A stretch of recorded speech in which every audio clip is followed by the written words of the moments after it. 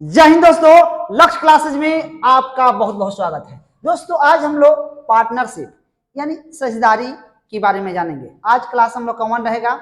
सबसे पहले basic concept पे जानेंगे कि इसका बेसिक कंसेप्ट क्या होता है, उसके बाद इस पे आधारित प्रश्नों को हल करेंगे। आइए समझते हैं कि साझेदारी है क्या।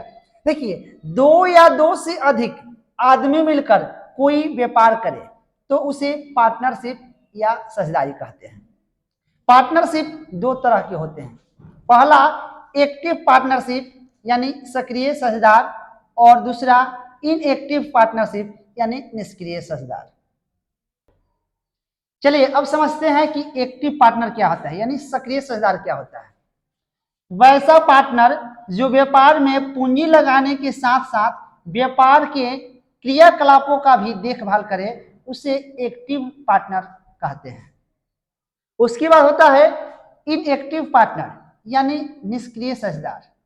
वैसा पार्टनर जो पूंजी लगाने के बाद व्यापार के क्रियाकलापों से कोई मतलब न रखे उसे इनएक्टिव पार्टनर कहते हैं। चलिए कुछ और कंसेप्ट को समझते हैं। व्यापार के कुल लाभ में से एक्टिव पार्टनर को उनका निश्चित मजदूरी दे दी जाती है और शेष लाभ को सभी पार्टनर के बीच पूंजी एवं समय के गुणनफल के रेशियो में बांट दी जाती है। चलिए इसका ट्रिक समझते हैं। फॉर 2 पार्टनर, अगर 2 पार्टनर हो तो ये कंसेप्ट हम याद करके रखेंगे। इस पे आधारित बहुत सारे प्रश्न मिलेंगे।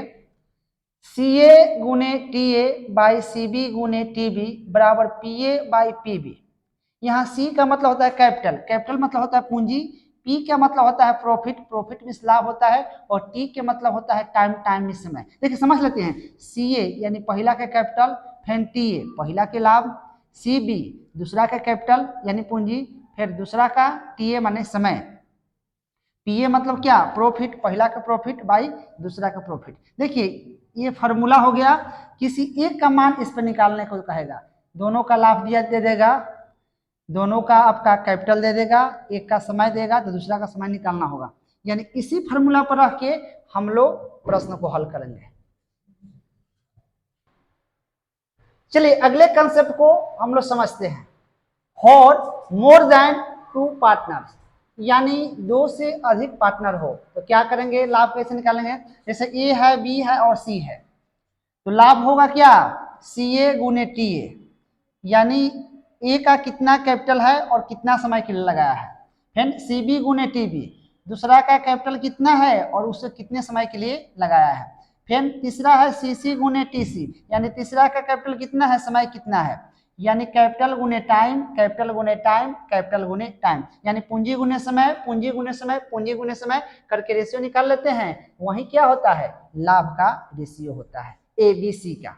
चलिए एक एग्जांपल लेकर समझते हैं हम लोग। A एवं B 2 आदमी संयुक्त रूप से व्यापार आरंभ करते हैं। A 3/5 लाभ प्राप्त करता है। दोनों के लाभ में अनुपात ज्ञात करें। देखिए दिया है A कितना करता है, A लाभ 3/5 करता है। ठीक है, देखिए तो ध्यान रखेंगे कि A प्लस B दोनों का लाभ 1 है ना। अब क्या करेंगे कि हम लोग निकाल लेंगे B का लाभ, तो 1 में से घटा देंगे 3/5 तो कितना हो जाएगा, 2/5 हो जाएगा। अब कह रहा है कि लाभ, दोनों का लाभ यानी A और B, ठीक है, दोनों का लाभ। तो देखिए इसका लाभ कितना है 3/5 और इसका लाभ कितना है 2/5, क्या है, लाभ है।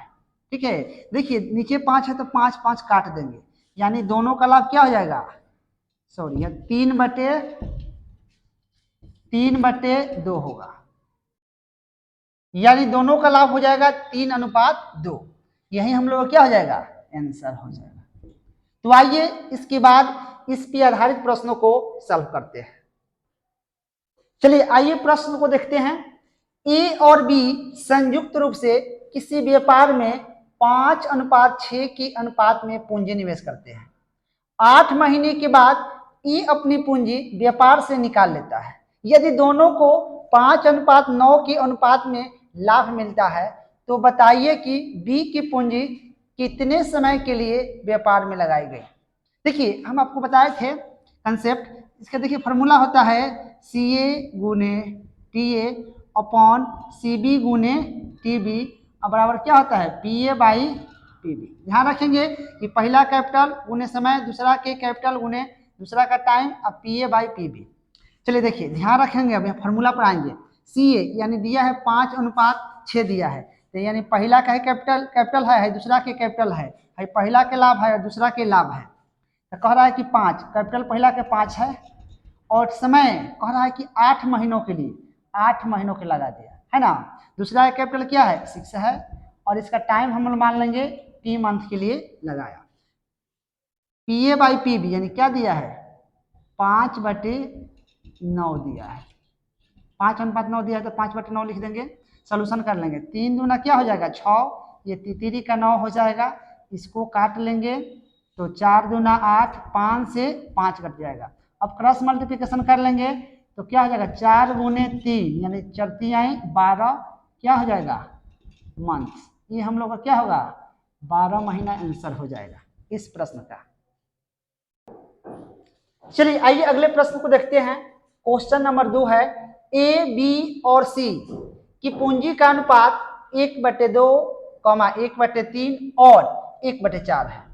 4 महीने के बाद ये अपनी पूंजी का 1/2 भाग निकाल लेता है और 8 महीने और बाद 10 से 12 रुपये के लाभ को इनके बीच किया जाता है, विभाजित किया जाता है, तो एक को कितना लाभ प्राप्त होगा।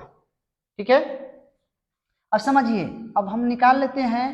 ये आपका दिया है पूंजी 1/2 दिया है, 1/3 दिया है, 1/4। ठीक है, यहाँ ध्यान रखेंगे क्या करते हैं 2 3 4 क्या कर लेंगे हम लोग निकाल लेंगे एलसीएम, कितना हो जाएगा 12 हो जाएगा। ठीक है, अब 12 हो जाएगा तो अब 2 से भाग देंगे तो 6 हो जाएगा, 3 से भाग देंगे तो 4 हो जाएगा और 4 से भाग देंगे तो 3 हो जाएगा। ये हो जाएगा आपका पूंजियों।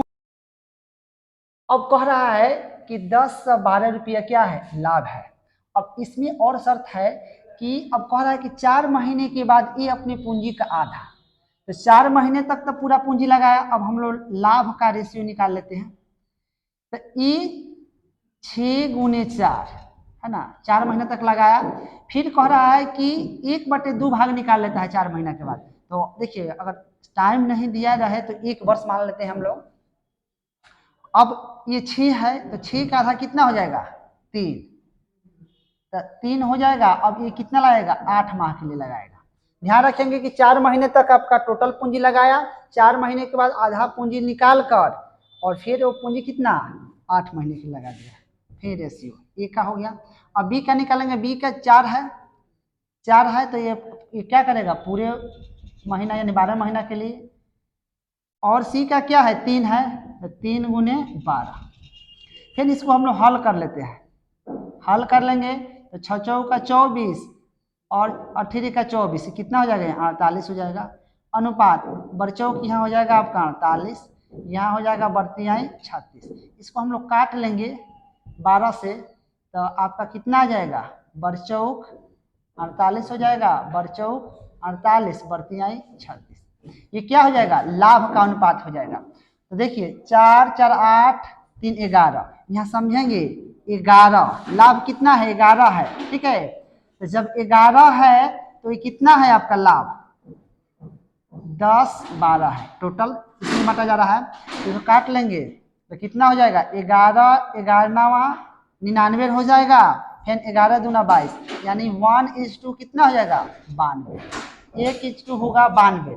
अब कह रहा है कि एक का कितना लाभ होगा, एक का लाभ कितना है 4 है, एक का लाभ कितना है 4 है। तो अब क्या करेंगे एक का लाभ निकाल लेंगे, एक का लाभ, एक का लाभ 4 है और 1:2 कितना है 92 है, इसका मल्टीप्लाई कर देंगे तो 4 दूना हो जाएगा 8, 9 चौका हो जाएगा 36 यानी 368 रुपया एक को लाभ प्राप्त होगा। ये हम लोग का हो जाएगा आंसर। दोस्तों यदि हमारी वीडियो अच्छी लगे तो हमारे चैनल को सब्सक्राइब करें, फेसबुक पर देख रहे हैं तो फॉलो करें, लाइक करें, कमेंट करें और बड़े पैमाने पे अपने दोस्तों के बीच शेयर करें।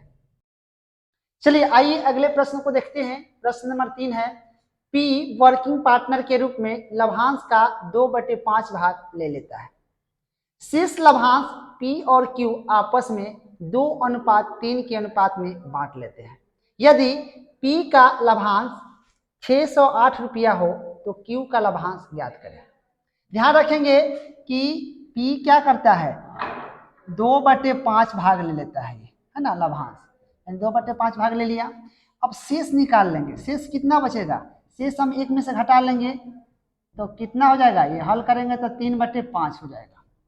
ये जो 3/5 है वही पी और क्यू में बांटा जा रहा है। पी और क्यू कितने, 2:3 है। जब ऐड कर देंगे तो कितना हो जाएगा, 5 इस कितना हो जाएगा, 3/5। ठीक है। अब 1:2 कितना हो जाएगा, 3/25।